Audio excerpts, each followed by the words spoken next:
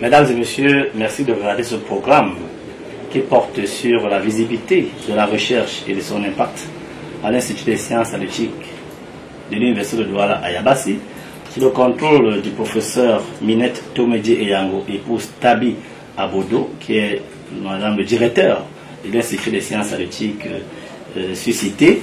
Nous recevons aujourd'hui dans cette interview le docteur Pahan Biada Majesté, qui est enseignant-chercheur dans cette institution. Disons d'emblée qu'il travaille sur la gestion durable de l'environnement par la valorisation des sous-produits, de la transformation des sous-produits, des ressources halieutiques avec des applications dans les domaines alimentaires, médical et des matériaux. Allons-y tout de suite, docteur. Dites-nous, pouvez-vous nous expliquer en quoi consiste la valorisation des sous-produits, de la transformation des ressources halieutiques et pourquoi c'est important pour la gestion durable de l'environnement? Alors, merci pour la question qui m'est posée. Disons que les travaux de recherche que nous menons se situent dans un contexte général de valorisation des sous-produits, de la transformation des ressources halieutiques. En réalité, lorsque nous exploitons les ressources halieutiques, cela génère un ensemble de déchets qui sont potentiellement utilisables au regard de leur contenu en biomolécules. Or, il est connu que lorsque nous regardons de près ces déchets, on peut voir pour certaines les viscères, pour d'autres les écailles, pour d'autres encore les os de ces ressources qui contiennent des minéraux, des protéines et d'autres polymères utilisables en industrie. Voilà.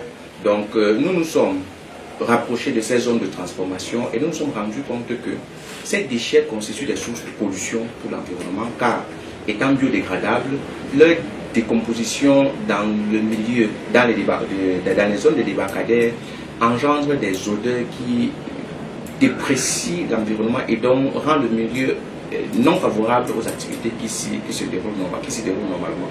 Voilà pourquoi, pour résoudre ce problème, nous avons voulu exploiter ces ressources, ces déchets, en vue de valoriser les constituants, leurs constituants en fait. Voilà. Ainsi donc, nous avons, pour ce qui concerne les carapaces de crevettes, les coquilles d'escargots et les écailles de poisson, nous avons décidé de valoriser la chitine qui est obtenue en désassésinant cette chitine pour obtenir un composé qu'on appelle le chitosane ayant plusieurs applications et plusieurs propriétés. Au-delà de ces concepts réservés souvent aux spécialistes, allons voir de plus près de quoi il s'agit et comment votre recherche s'applique, n'est-ce pas, à un certain nombre de domaines, notamment sur le plan alimentaire pour commencer par là. Quelles sont les principales applications des sous-produits halieutiques dans ce domaine et quel avantage offre-t-il par rapport aux produits conventionnels? Alors, nous sommes dans un environnement où la malnutrition sévit de façon endémique. On peut aussi voir les carences en micronutriments qui constituent les types de carences qu'on regroupe dans la malnutrition silencieuse. Ce sont les carences en minéraux. On peut avoir le cas du fer, le cas du calcium, etc. Alors, lorsque nous prenons les déchets de la transformation des ressources halieutiques, par exemple les os des poissons, on sait très bien que ces os sont constitués principalement de calcium. Nous avons mené des études qui nous ont conduit à l'extraction de ces minéraux qui ont été utilisés pour la biofortification en formulation alimentaire. Alors, un produit a été obtenu à la fin. Je prends l'exemple des biscuits fortifiés qui ont été développés pour pallier aux problèmes de carence en minéraux, particulièrement en calcium chez les personnes souffrant d'ostéoporose, par exemple. On peut aussi prendre le cas des protéines qui sont contenues dans les parties non comestibles des poissons, les viscères, etc., qui ont fait l'objet d'extraction. Et les protéines ainsi obtenues ont fait l'objet d'hydrolyse et les acides aminés ont été incorporés dans d'autres formulations alimentaires. Je peux vous citer le cas d'un bonbon nutritif que nous avons formulé en y incorporant les acides aminés essentiels provenant des huîtres qui sont les ressources halieutiques. Disons que le procédé de fabrication de ce bonbon nutritif a été protégé à l'OAPI et constitue aujourd'hui un capital vendable pour les chercheurs et pour les instituts de sciences halieutiques. Merci. Dites-nous, au-delà de ce prisme alimentaire, qu'en est-il de l'application médicale? Pouvez-vous nous détailler comment les sous-produits de la transformation des ressources halieutiques peuvent être utilisés dans le domaine médical et quel impact positif ces applications peuvent avoir? Alors, disons que parlant de la partie dure des ressources qui est rejetée, notamment les os, les coquilles et les exosquelettes et tout cela, la molécule principale qui constitue ces déchets, c'est la chitine. Or, par désacétylation de la chitine, on obtient un composé qui s'appelle le chitosane, qui a plusieurs propriétés. On peut avoir les propriétés microbicides ou antimicrobiennes, on peut avoir les propriétés des propriétés liantes, etc. Nous avons donc voulu exploiter les propriétés antimicrobiennes de ce chitosane issu des exosquelettes de crustacés ou alors de la carapace des crevettes pour lutter contre une bactérie qui est Helicobacter pylori. Une étude a été faite l'année dernière par un étudiant de 5e année en transformation. Il a pu mettre sur pied un procédé de fabrication d'un médicament à base de chitosane qui a fait ses preuves sur les souches obtenues du milieu hospitalier, les souches d'Helicobacter pylori obtenues du milieu hospitalier. Cela offre de très bonnes perspectives dans la résolution des problèmes du ulcère gastrique liés à cette bactérie. On peut prendre le cas de la cicatrisation des plaies, où le chitosane a fait ses preuves. Nous l'avons exploité donc en expérimentation chez les lapins, où nous avons créé des plaies qui ont été guéries en utilisant le produit formulé à base du chitosane qui a été extrait de l'exosquelette des crevettes. Les processus d'angiogenèse dans les œufs filonnés ont été faits à la base pour montrer la capacité de ce composé à revasculariser les œufs et donc à revasculariser une plaie ouverte. Voilà. Donc, sur le plan médical, en dehors des études menées sur Helicobacter pylori ou alors dans la cicatrisation des plaies, plusieurs autres études ont été menées sur les bactéries responsables des infections identifiables en milieu hospitalier, notamment les infections dues aux bactéries multirésistantes. Parce que disons que nous nous acheminons peu à peu vers des impasses thérapeutiques liées à l'utilisation non contrôlée des médicaments qui induisent des résistances chez les bactéries. Alors, rares sont les molécules aujourd'hui qui ont une activité microbicide sur des bactéries qui ont développé des multirésistances. On a pu avoir des résultats intéressants avec le chitosane extrait de ces ressources. Je pense que les perspectives dans ce domaine-là sont meilleures. Oui, docteur, au-delà des applications alimentaires et médicales, manifestement votre recherche est plurielle, au point de trouver des applications au niveau des matériaux.